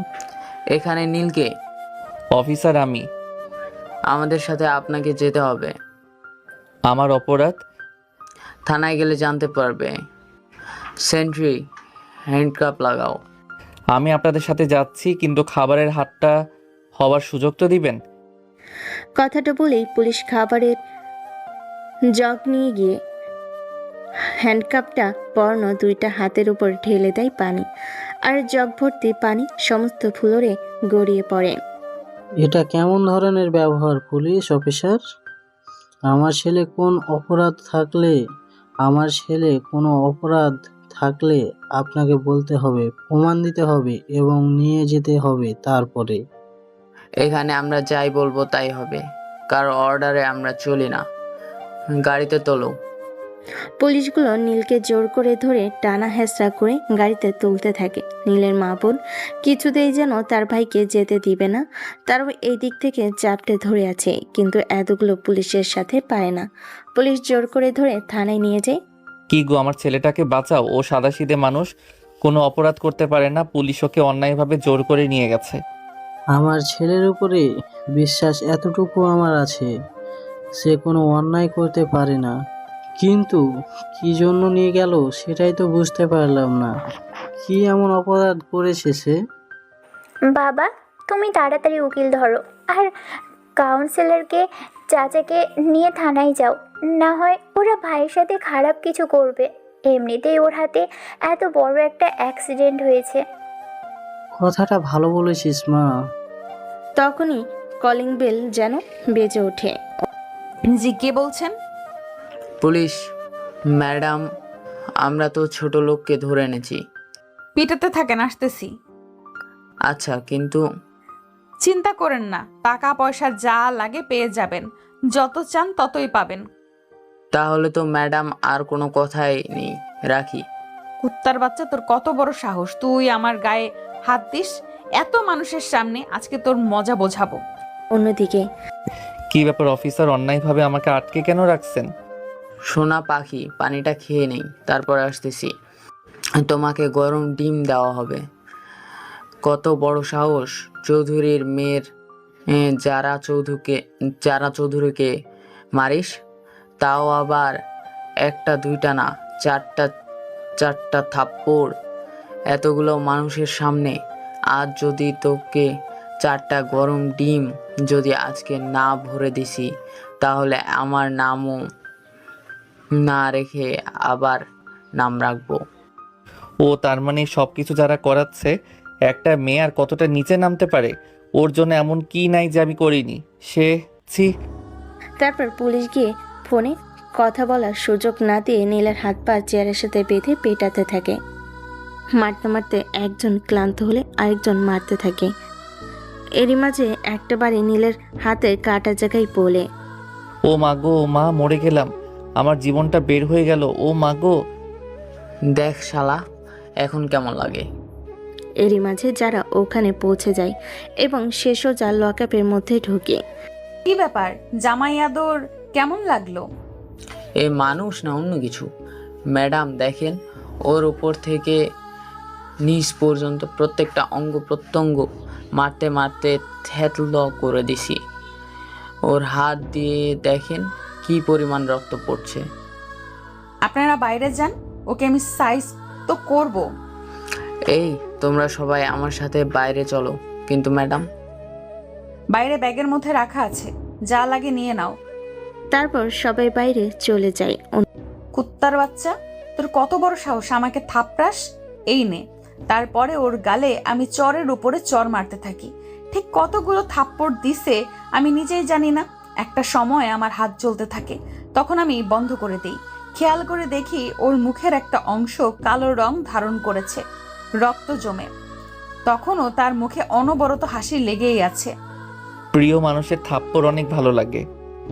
তখন আমি রাগ সামলাতে না পেরে পাশে থেকে একটা লাঠি নিয়ে সোজা ওর মাথায় আঘাত করি, কিন্তু আঘাত করতে এমন হবে কখনো বুঝতে পারিনি। আল্লাহ গো। কথাটা বলেই নীল চোখ বন্ধ করে ফেলে, আর ওর মুখ দিয়ে অনবরত কলকল করে রক্ত বেরোতে থাকে। অবস্থা ভয় পাও দেখে তাড়াতাড়ি আমি পুলিশকে ডাকি। ম্যাডাম কি করছেন? মাথায় মেরেছেন কেন? জানেন না মাথায় মারলে ক্ষতি হওয়ার সম্ভাবনা থাকে বড়? এই জন্যই আমরা যখনই টর্চার করি, শরীরের অঙ্গ প্রত্যঙ্গ যে করি। মাথা সেন্সিটিভ, মাথায় মারলে যে কেউ মারা যেতে পারে। তাড়াতাড়ি একে হাসপাতাল নেওয়ার ব্যবস্থা করো। আমি পারবো না, আপনারা আজ ব্যবস্থা করেন। সেন্ট্রি, দ্রুত তাকে মিডফুট হসপিটালে পৌঁছে দাও। অ্যাম্বুলেন্সে দ্রুত, আর রক্ত ব্লিডিং বন্ধ করো। এমন রাগই তো দেখিনি। মাথাতে মারলো আর মুখ দিয়ে রক্ত বেরোচ্ছে কেন? মাথায় মারলে মাথায় বেরোবে, আজব ব্যাপার তো। আমি ভয়ে ওখান থেকে ব্যাগপত্র নিয়ে সোজা বাড়িতে চলে আসি। অন্যদিকে নীলকে নিয়ে হাসপাতালে পৌঁছে দেয় পুলিশ টিম। তখনই নীলের পরিবার সবাই পুলিশ থানাতে চলে আসে কমিশনারকে সাথে করে। দেখেন, বিষয়টা বুঝতে পেরেছি, এখানে একটু ভুল বোঝাবুঝি হয়েছে। আমার ছেলেকে আপনি ছেড়ে দেন। আমরা অবশ্যই তা করতে পারতাম, কিন্তু এই মুহূর্তে তার সম্ভব না। আসার সময় আমাদের গাড়িটা অ্যাক্সিডেন্ট হয়েছে। আপনার ছেলেকে মিডফোর্টে হাসপাতালে। কুত্তার বাচ্চা, তুই আমার ছেলেকে মেরে হাসপাতালে পাঠাইছোস? আমার ছেলের যদি কিছু হয় তোর শরীর আমি 5 টুকরো করব। তোর পরিবারে যে আছে তাদের দেহকে আমি 10 টুকরো করে কুকুর দিয়ে খাওয়াবো। আপনি কিন্তু বেশি বাড়াবাড়ি করছেন। আমরা না থাকলে আপনার ছেলে এত সময় মারা যেত। পুলিশ এবার কিছুটা ভয় পেয়ে যায়। তারপরে পুলিশ গড়গড় করে বলা শুরু করে, শেষ পর্যন্ত বলে দেয়। কতগুলো শুনে রাগেতে কাকরোষ ধারণ করে সবার শরীরে। সবাই দৌড়ে আগে হাসপাতালে আসে। অন্যদিকে, কিরে এই সময় কল এত রাতে? আমি না বুঝতে পারছি না কি করব। কেন, কি হয়েছে? চাইলে সবকিছু আমাকে শেয়ার করতে পারিস। আমি আর হেয়ালি না করে শুরু থেকে শেষ পর্যন্ত সব কিছু তাকে খুলে বলি।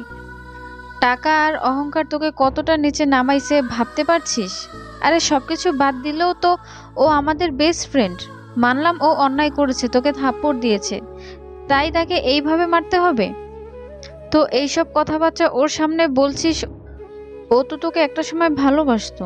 ও হয়তো বিষয়টা নিতে পারেনি, কষ্ট থেকে হয়তো এমনটা করেছে। খেয়াল করে দেখ, শেষে কিন্তু ও নিজের হাতে ও কাচের জানালায় ঘুষি দিয়েছে। তুই কিভাবে পারলি এমনটা করতে? দোস্ত, আমি না বুঝতে পারিনি, আমার ভুল হয়ে গেছে। আমার না অনেক কান্না চাপছে, কি করব আমি? দ্রুত হাসপাতালে যা, আমিও আসতেছি। মিডফোর্ট, তাই তো? তারপর তারা সবাই যে যার মতো হাসপাতালে যাওয়ার উদ্দেশ্যে রওনা দেয়। কিছুক্ষণ বাদে, ডক্টর ডক্টর, আমার ছেলে কোথায়? তারা দৌড়ে অপারেশন থিয়েটারের সামনে যায়। এরই মাঝে লাবণী আর যারা হাসপাতালে পৌঁছে যায় অপারেশন থিয়েটারের সামনে। নীলের বাবা আজ পর্যন্ত কিংবা কমিশনার আজ পর্যন্ত যারাকে না দেখায় তারা চিনতে পারেনি। যারা এবং লাবণী নীলের ফ্রেন্ড বলে দাবি করে। তারা ভাবে নীল এই অবস্থায় দেখে তাদের ফ্রেন্ডরা হয়তোবা দেখতে এসেছে। কিছুক্ষণের মধ্যেই অপারেশন থিয়েটার থেকে ডক্টর বের হয়। নীল নামে পেশেন্টের বাসার লোককে। স্যার, আমরা। আর যদি বয়সে আপনি আমার ছোট হতেন, আপনাকে আমি থাপ্পড় মারতাম। প্রথম কথা, এমন একটা ক্রিটিক্যাল রোগীকে আপনারা কিভাবে এমন টর্চার করতে পারেন? বুঝতে পারলাম না স্যার, একটু খুলে বলবেন? নীল আমার নিয়মিত পেশেন্ট। কিছুদিন পর এসে আমার কাছে চেক আপ করায়। আজ থেকে 2.5 বা 3 বছর আগে তার মাথায় নার্ভের পাশাপাশি টিউমার ধরা পড়ে। আস্তাগফিরুল্লাহ, আল্লাহ মাফ করুক। এই রোগ যেন আর কাউকে না দেয়। এমন জায়গায় টিউমার, এত ক্রিটিক্যাল অবস্থা যে আমরা তাকে ইমিডিয়েটলি বলি যে অপারেশন করতে হবে। খরচ লাগবে 15 লাখ। পেশেন্ট কোনোভাবেই অপারেশন করতে রাজি না, কেননা তার বাঁচার চান্স মাত্র 5%। সে বলতো এমনিতেই যে কয়দিন আছি এমনি এভাবে দুনিয়াটা দেখে যাই। আমরা খেয়াল করেছি ইদানিং তার মাথায় প্রচুর পরিমাণ চাপ পড়েছে এবং রাত্রে ঠিক মতো ঘুম হয় না এবং শরীরে বিভিন্ন অঙ্গে এমনভাবে মেরে থেতলে দিয়েছেন যে যা বলার আর অবকাশ থাকে না। আর বিশেষ করে একটা বাড়ি তার মাথায় পেছনের সাইডে লেগেছে, একবারে টিউমারের জায়গায় আঘাত হয়েছে। 24 ঘন্টার মধ্যে ইমিডিয়েটলি অপারেশন করা লাগবে। যদি বলেন আমার কাছে রোগীর বাঁচার চান্স কত, তাহলে আমি বলবো 99.99 বাঁচার চান্স নেই, শুধু 0.01% বাঁচার চান্স আছে। এখন কথা হচ্ছে এতদিন ওষুধের মাধ্যমে সে সারভাইভ করে গেছে। দ্রুত কাউন্টারের টাকা জোগাড় করুন, আমরা খুব দ্রুতই অপারেশন করব। বাকিটা আল্লাহর হাতে, তিনি চাইলে বাঁচবে আর না চাইলে আই এম সরি। না, কথাটা বলে অজ্ঞান হয়ে যায়। যারা ওখানে বসে নীরবে কাঁপতে থাকে। সে এত সময় বুঝে গেছে নীল কেন তাকে ছেড়ে গেছে। এতদিন পর তার প্রতি ভুল ধারণা, তার প্রতি রাক্ষোভ এখন যেন তাকে কুড়ে কুড়ে খাচ্ছে। যারা হাওমাও করে কাঁদতে কাঁদতে হাসপাতাল থেকে দৌড় দেয়। লাবণী তার পিছনে দৌড় দেয়। হাসপাতালের বাইরে সে লাবণী যারাকে জাপটে ধরে। দোস্ত এমন করিস না প্লিজ, একটু শান্ত হ, ভাবতে দে। আমি আমার নিজের হাতে কি করলাম রে? এই হাত আমি আর রাখবো না। তার পাশে ছোট্ট করে দেওয়াল ছিল। দেওয়ালের উপরে তেলা কাটা দিয়ে এমনভাবে জয়েন্ট করা যাতে কেউ ঢুকতে না পারে। ওই তেলকাটার উপরে জোরে জোরে নিজের হাত মারতে থাকে। তার হাত দিয়ে অনবরত রক্ত পড়তে থাকে। সে নিজেকে আর কোনোভাবে সামলাতে পারে না। সেদিকে তার ভ্রুক্ষেপ নেই, তার মাথায় শুধু এখন নীল আর নীল। এর মধ্যে সময় চলতে থাকে। নীলের বাবা পাগলের মতো টাকা গোছাতে থাকে। তার শখের বাইকটা বিক্রি করে দেয় আর গ্রামে যে জমি জমা ছিল সব বিক্রি করে দেয়। সব কিছু মিলিয়ে 7 লক্ষ টাকার মতো। এখনও অনেক টাকা বাকি। অপারেশনে আর মাত্র 6 ঘন্টা বাকি। এখনও কাউন্টারে টাকা পরিশোধ হয়নি। সে কোনোরকম কাউন্টারে এসে, বাবা এই টাকাগুলো জমা নাও, অপারেশনের পরে বাকিগুলো দিব। রোগীর নাম কি? নীল। আজকে রাতে তো অপারেশন, তাই তো? রেফার ছাড় করবে, তাই তো? টাকা তো দেওয়া হয়ে গেছে। টাকা দিল কে? সেটা বলতে নিষেধ করে গেছে, বলতে পারবো না। বাবা তোমার হাত দুইটা ধরি প্লিজ, বলো এত বড় উপকার কে করলো? টাকা কে দিছে প্লিজ বাবা বলো। কাউন্টার ম্যানেজার তাও বলতে নারাজ। কিন্তু তাদের পরিবারে এত চাপ, এত অনুরোধ শুনতে শুনতে একটা সময় বাধ্য হয়ে বলে দেয়। জারা নামে একটা মেয়ে কেমন কান্না করতেছিল আর টাকা দিতেছিল। গায়ে কালো কালারের একটা চাদর দিয়ে মোড়ানো। আর কিছু বলতে পারবো না, এখন যান।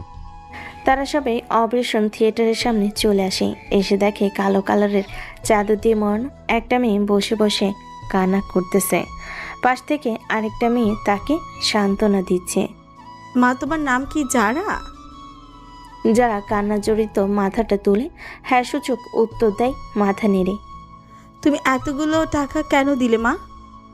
আন্টি এখন এসব কথা থাক না, পরে কোনো একদিন বলবো। এভাবে দেখতে দেখতে আরও চলে যায় প্রায় 5.5 ঘন্টা। এর মাঝে ডাক্তার অপারেশনের ডেস্ক পরে হাজির। আমিও জীবনের সবচাইতে অনিশ্চিত অপারেশনে যাচ্ছি, জানি না কি হবে। দোয়া করবেন, বাকিটা আল্লাহর হাতে, সবাই দোয়া করেন। কথাটা বলে ডাক্তার অপারেশন রুমে প্রবেশ করে। এদিকে সবার চোখে পানি, যারা যেন কাঁদতে কাঁদতে পাগল পায়। এজন্যই মানুষ বলে সবসময় চোখের সামনে যেটা দেখা যায় সেটা নাও হতে পারে। সময় থাকতে সময়ের মূল্য দিতে হয়। অসময়ে সময়ের মূল্য দিয়ে তা কোনো কাজে আসে না। যে চোখের পানিগুলো মানুষটা থাকতে দেখানোর কথা ছিল, সেই চোখের পানি মানুষটা যখনই তখন পড়তেছে। এই চোখের পানি কি আদৌ মূল্য আছে? বাস্তবতা করুণ ভয়াবহ। এভাবে দেখতে দেখতে 3টা ঘন্টা চলে যায়। 3 ঘন্টা পর ডাক্তার অপারেশন রুম থেকে বের হয়। যারা এক দৌড়ে লাফ মেরে গিয়ে ডক্টরের পায়ে পড়ে যায়। ডক্টর, আমার নীল কেমন আছে? এমন কোনো কথা বলবি না যেটা আমি শুনতে চাই না। আপনারা শান্ত হন। অপারেশন সাকসেসফুল, আলহামদুলিল্লাহ। আল্লাহর অশেষ রহমতে, তার লক্ষ কোটি শুক্রিয়ায়। তবে খারাপ খবর হচ্ছে রোগী কোমায় চলে গেছে। তবে সে আউট অফ ডেঞ্জার। সে কোমা থেকে কবে ফিরবে তাও আমি নিশ্চিত না। তবে রোগীটাকে বাঁচাতে পেরে আমি সত্যিই খুশি। বিগত 2 বছরের প্রচেষ্টা আজকে সফলতা পেল। তবে অপারেশনটা আগে করলে আর এমন ক্রিটিক্যাল পরিবেশ না হলে বিষয়টা ভিন্ন হতে পারত। আগামী 1 মাস রোগীকে হাসপাতালে রাখতে হবে। অবস্থা যখন ভালো হবে তখন রিলিজ করে দেওয়া হবে। তবে রোগীর এখন টোটালি বেড রেস্ট, যত্ন, হাতে পায়ে মাসাজ করা, সুন্দর সুন্দর সময় উপহার দিতে হবে যাতে সে ভিতর থেকে ভালো হওয়ার চেষ্টা করে এবং কোমা থেকে ফিরে আসে। যারা এখন উঠে দাঁড়িয়ে লাবণীকে ধরে কাঁদতে থাকে। তারপরে যারা কি যেন মনে পড়ে, সে ওখান থেকে দৌড়ে বের হয়ে রিক্সা নিয়ে একটা নির্দিষ্ট গন্তব্যের দিকে রওনা দেয়। তখনই আচ্ছা মা, তুমি বলো তো ওই মেয়েটা এমন করলো কেন, আর এমনই করছে কেন? মা বলো না কেন এমন করছো? আসলে তেমন কিছু না। না মা, আমরা কাউন্টার থেকে শুনেছি ওই মেয়েটাই অপারেশনে টাকা দিছে, কিন্তু কেন করলো? আন্টি, ও হলো চৌধুরী ইন্ডাস্ট্রিয়াল কোম্পানির মালিকের একমাত্র মেয়ে যারা চৌধুরী। নীল যে কোম্পানিতে কাজ করতো না, এদের কোম্পানিতেই। তবে আমরা সবাই একসাথে পড়াশোনা করেছি, সে কলেজ লাইফ থেকে ইউনিভার্সিটি লাইফ সব একসাথে। তখন ওদের মধ্যে একটা সম্পর্ক হয়। তবে যতটুকু এখন বুঝেছি, নীলের এই রোগটা ধরা পড়ার পর নীল জারার থেকে নিজেকে আলাদা করে নেয়। এরপরে একে একে সমস্ত ঘটনা খুলে বলে লাবণী, শুরু থেকে শেষ পর্যন্ত। আন্টি প্লিজ, আঙ্কেল প্লিজ, ওর উপরে রাগ করবেন না। ও সত্যি অনুতপ্ত। আর কি পরিমাণ কষ্টের মধ্যে আছে আপনারা তো দেখতেই পাচ্ছেন। ও সুন্দর জীবনটা কেমন যেন অসুন্দর অগোছালো হয়ে গেছে। ও নিজে বাঁচতে চাইছে না, বারবার সুইসাইড করতে যাচ্ছে। ওকে আর কষ্ট দিয়ে কোনো কথা বললেন না প্লিজ। আমি ওর হয়ে আপনাদের কাছে মাফ চাচ্ছি। অন্যদিকে যারা সোজা নীলদের বাসায় চলে যায়। বাসায় গিয়ে কলিং বেল বাজাতেই সিদ্রাতুল দরজা খুলে দেয়। মামুনি, নীলের রুমটা কোন দিকে? ভাইয়া তো এখন হসপিটালে, ভাইয়ের অপারেশন। তোমার ভাইয়া ঠিক হয়ে গেছে, অপারেশন ভালো হয়েছে, কিছুদিনের মধ্যে বাড়িতে চলে আসবে। তোমার ভাইয়ের রুমটা দেখাও। আমি আপনাকে চিনি না, কেন রুম দেখাবো? আমি তোমার ভাইয়ের বন্ধু যারা। ও, তাহলে তুমি সেই যারা? আমি যখন ছোট ছিলাম ভাইয়া তোমার কথা আমাকে অনেক বলতো, কিন্তু মাঝে কি যেন হয়ে গেল, তখন আর তোমার কথা বলতো না। সিদ্ধাতুল যারাকে নিয়ে নীলের রুমে যায়। যারা তন্ন তন্ন করে একটা জিনিস খুঁজতে থাকে, পরিশেষে পেয়ে যায় ডায়েরিটি। তখন যারা নীল রিলেশনশিপে ছিল, তখন নীল প্রায় বলতো তার জীবনের সমস্ত অগোছালো স্বপ্নগুলো ডায়েরিতে লিখে রাখতো। তাই ডায়েরিটি খুলে পড়তে থাকে। প্রথম দিকে তাদের সম্পর্কে সকল রোমান্টিক কথাবার্তা, সুন্দর সুন্দর মুহূর্ত লেখা থাকলো 102 পাতার পর। জীবন কতটাই না রহস্যময়, করুণাময়। আমরা যখন যা চাই তা কখনো পাই না, আর যখন যা চাই না তা পেয়ে যাই। তোমাকে নিয়ে যদি আমি ছোট্ট একটা সংসার করতে পারতাম কতই ভালো হতো। তোমাকে রানীর মতো রাখতাম, আর আমি হতাম আমার ছোট্ট রাজ্যের একমাত্র রাজা। আমাদের ভবিষ্যতে একটা ছোট্ট রাজকন্যা আসতো, আমাদের ছোট্ট সুন্দর সংসার হতো। কিন্তু আমি যে বক্ষব্যাধিতে আক্রান্ত, আমি জানি এখান থেকে ফিরে আসা আমার পক্ষে সম্ভব না। আমি যদি এই কথা তোমাকে বলি তুমি কষ্ট পাবে, নিজের ক্ষতি করার চেষ্টা করবে, তা আমি জানি। আমি না হয় তোমার থেকে খারাপ হয়ে তোমার থেকে সরে যাই। আমি না হয় কিছুদিন পরে উপর থেকে তোমার সাজানো শোকের সংসার তোমার স্বামীর সাথে দেখব। আমার অপূর্ণতার স্বাদের মেয়ে তুমি অন্য কারোর সাথে তৈরি করবে, তা আমি দেখব। সব কিছু নিজের না হয়েও অন্য জিনিসের তৃপ্তি পেতে হয়, সেই তৃপ্তিটাই আমি না হয়ে পাই। আমি যদি লিখতে থাকি তবে লেখার পাতা শেষ হয়ে যাবে, তবে ব্যথাগুলো শেষ হবে না। ডায়েরিটি বন্ধ করে হু হু করে কাঁদতে থাকে যারা। সে যা আন্দাজ করেছিল সেটাই সত্যি। তার মানে যারাকে ভালো রাখতে যার থেকে দূরে চলে গিয়েছিল নীল।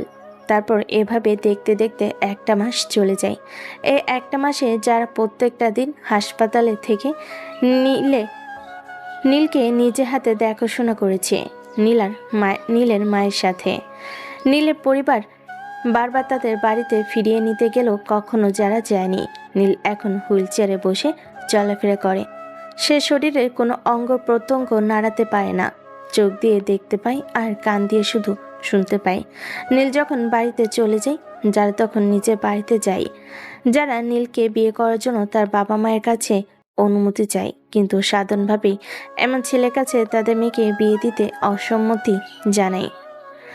কিন্তু যারা বারবার নিজেকে ক্ষতি করার চেষ্টা করে, ফলশ্রুতিতে তারা বাধ্য হয়ে নীলের সাথে যারা বিয়ে দেয়।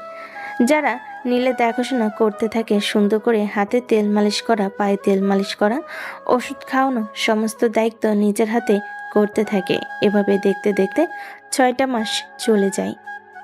ভাবি, ভাইয়ের ওষুধ খাওয়ায় আসছি গো, রান্না করতে হবে। আম্মু কই?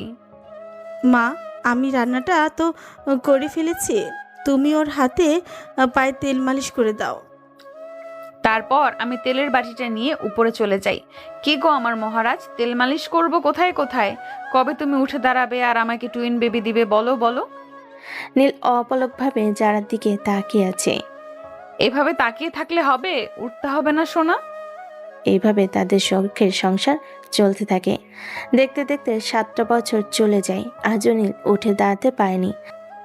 একদিন নীলকে পিছনে হুইল চেয়ারে বসিয়ে রেখে যারা মাগরিবের নামাজ পড়ছিল, নামাজ পড়া শেষ করে উঠে দাঁড়িয়ে পেছন ফিরে তাকাতেই সে যা দেখে তার চোখ যেন আটকে ওঠে। নীল বলেই আমার উপরে ঝাপটে পড়ি, ওর বুকে মাথা রেখে কান্না করে দেই হু হু করে। আসলে যারা যখন পিছনে ফিরছিল তখনই নীল আস্তে আস্তে হুইল চেয়ার থেকে উঠে দাঁড়ায়। উঠে দাঁড়াতেই বাকিটুকু আপনারা তো জানেনি। কি ব্যাপার, কান্না করো কেন? এই 6টা বছরে মনে হয় 6 লক্ষ বারের উপরে আমার কাছ থেকে টুইন বেবি চাইছো। আজকে টুইন বেবি দিতে হবে না তোমাকে। আর তোমাকে ধন্যবাদ আমার অর্ধাঙ্গিনী। তোমার এই যত্নকে আর ভালোবাসা না পেলে হয়তো আমি এত দ্রুত কখনোই উঠে দাঁড়াতে পারতাম না। ভাবি, কি হলো? তুমি একা একা কার সাথে কথা বলো? ভাইয়া, মা, আপু, দেখো ভাইয়া উঠে দাঁড়িয়েছে। কথাটা শুনে সবাই দৌড়ে আসে, এসে দেখে সত্যি নীল উঠে দাঁড়িয়েছে। আস্তে আস্তে গুটি গুটি পায়ে হেঁটে এসে নীলের আব্বু আম্মুকে সালাম করে নিল আর বলতে থাকে, বাবা মা, এই দেখো আমি সুস্থ হয়ে গেছি। তোমাদের দোয়া বিফলে যায়নি। ধন্যবাদ মহান করুণাময় আল্লাহকে, যিনি আমাকে সুস্থ করলেন। এভাবে খুশি আনন্দ উৎসবে কিছুটা সময় চলে যায়। এরপর যে যার রুমে চলে যায় আর নীল আর যারা তাদের রুমে। কি ব্যাপার দুষ্টু রাজা, এইভাবে ভিলেন মার্কা তাকাচ্ছ কেন? আমার বিয়ে করে রেজিস্ট্রি করা, দলিল করা দুষ্টু বউয়ের দিকে তাকাবো না তো কার দিকে তাকাবো? টুইন বেবি দিতে চাও নাকি? তা তো দিবই, কিন্তু তার আগে যে তোমাকে খাবো। লবণ আনছো তো? লবণ ছাড়া স্বাদ পাবে না। মিষ্টিতে কখনো লবণ লাগে না, মিষ্টি সবসময় মিষ্টি। তো আজকের মতো এখানেই পর্দাটা টাঙিয়ে দেই।